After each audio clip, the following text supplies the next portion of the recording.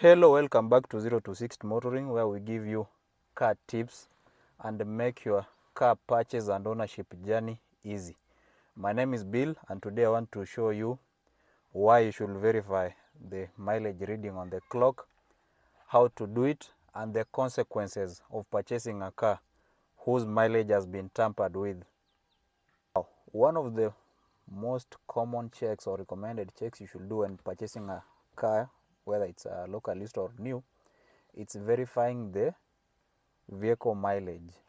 Dealers know people love low mileage cars. That's why nowadays the mileages on the odometer are questionable. What does the mileage of a car indicate? It basically shows the distance traveled by the car since it made its debut or since it was rolled from the production line.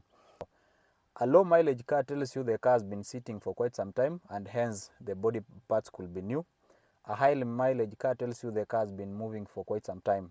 If a car's mileage is too low on the odometer and you've just checked in a dealership, there are chances that that car mileage has been reversed. Now, for example, for diesel cars, these are Mazda CX-5 diesel 2.2. If you are going to a car dealership and you're finding the mileage is less than 100,000 kilometers, you better verify that mileage. Yes, for the last couple of times I've been into car shopping, I've seen units. Actually, I've only seen 3 units below 100,000, 84K, 68,000, and 75. Most of them are above 100,000. How do you verify whether the mileage on the odometer reading is genuine? There is a platform we call QSJ. When the car overseas is being sold, it undergoes inspection. At that time, the mileage on the odometer is recorded in some sheet and then uploaded into the QSJ platform. That's why the first thing you should do when you are in a car dealership, you want to buy some car, ask for the car dealer to furnish you with the chassis number of the car, so that you use that chassis number to genuinely check whether the mileage on the odometer reading is genuine. What if the dealer doesn't want to give you the chassis number? What do? I want to show where you'll get it. If you don't know where the chassis number is, you can ask, or you can even check online. Now, for the CX-5 and most Mazda cars, you find it on this driver's seat, on the driver's seat. So let me show you how it looks. Now, this is the chassis number KE2FW206553. KE2FW basically means it's a two-wheel drive front wheel.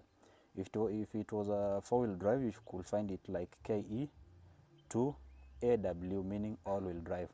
Now, let's fit this chassis number into the QSJ platform and see what we are getting. When you found the chassis number, you hit the QSJ platform. So, what you're doing is QSJ. Enter.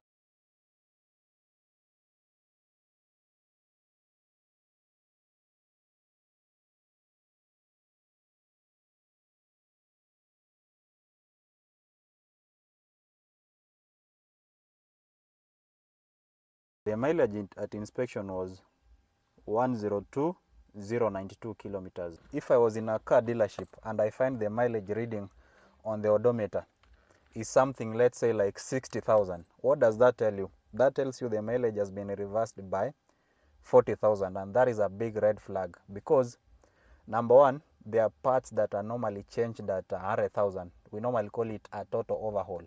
So if the dealer has reversed back the mileage, let's say to 100,000, to 40,000 from 100,000, the car will start asking for major parts very soon, and you'll be wondering why the car is new, but the maintenance costs are now becoming high. Last week I had a case whereby a lady, actually it was also a CX-5, a lady who bought a car, she bought it at 55,000 kilometers on the clock according to the dealership. Now the car is only at 60,000, but it has already started showing many problems. So I told her, let's verify the mileage. The figure I got was 236,000. Now, that is a margin of around 170,000 kilometers. That is a big problem. Now, if the lady had done her due diligence and verified the mileage was 230,000, what could she do? Kama amependa gari, of course she could have bought it, but she could have gotten a high, let me say a good bargaining point, because she was sold the car at 60,000 mileage, and that was the selling point. She was told this is basically like a new car, but deep down the car had traveled 236,000 kilometers. I'm not saying that you should avoid high mileage cars. I'm saying verify it. If it's high, it helps you bargain, and if it's high, it tells you the car may soon start problems. Now, like most European cars, they normally start problems after some age or after some mileages. That's why it's very important to ensure the mileage you're getting on the clock is genuine. Now, for example, this car, when it was at inspection, it was at 102,092 kilometers. Now let me show you the reading on the odometer. As you can see, this car is now at 105,055 kilometers. If you find a car in the dealership with a 105,000 kilometers and at inspection it was at 102,000 kilometers, that's not a red flag, because that you can assume it's a delivery mileage, or the owner abroad continued to use the car before it was sold. What will be a red flag? A red flag will be a figure, let's say around 120 to 130,000. That will tell you the car has been locally used in the Kenyan market. In what circumstances does mileage not matter? Now, if you are buying a 20-year-old car like a Toyota Premium Nyoka or a Toyota NZD, the mileage on the odometer should not be a factor to consider. Mileage is strictly for fresh imports or cars that has been used around for maybe, let's say, less than 2 years. But for a car, Premium Nyoka, Toyota NZD, that has been in the Kenyan market for over 20 years, what matters is the condition of that car, not the mileage reading on the odometer.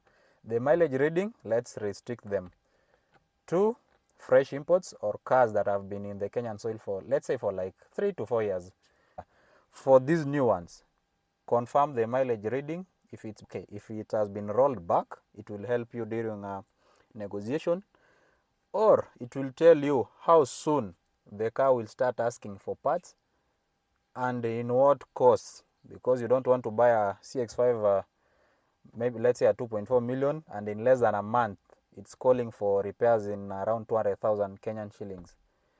For a local used car, the reason why you need to actually prioritize condition of the car ahead of the mileage is because a car like, let's say, a Premium Nyoka or a Toyota Corolla NZD, which has been in the Kenyan market for, let's say, it has been used for 20 years, and it's reading, let's say, 300,000 on the clock, that is pretty low.